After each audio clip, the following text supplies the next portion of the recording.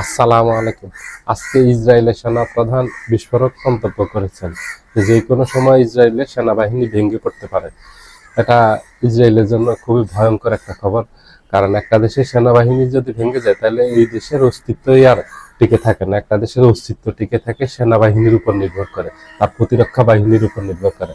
আর এখন মধ্যপ্রাচ্যে যে সংকট চলতেছে, এই সংকটকালীন সময়ে এই গুরুত্বপূর্ণ এই বক্তব্যটা দিয়েছে। এটা এই জন্যই এটা নিয়ে ব্যাপক তোলপাড় শুরু হয়েছে। উনি এটা এমন সময় মন্তব্যটা করছেন যখন ইরানের এই আক্রমণে নাস্তানাবুদ হয়ে গেছে ইসরায়েল, এবং চারদিক থেকে ইরানের ছায়া গ্রুপ যেগুলি আছে, মিলিশিয়া গ্রুপ, ওগুলিও একের পর এক আক্রমণ করতেছে ইসরায়েলে।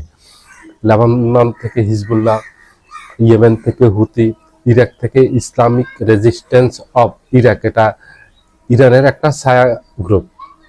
আর গাজার থেকে তো হামাস আছে। এই গ্রুপগুলি সবগুলি ইরানের পক্ষ হয়ে কাজ করে। ইরান এদেরকে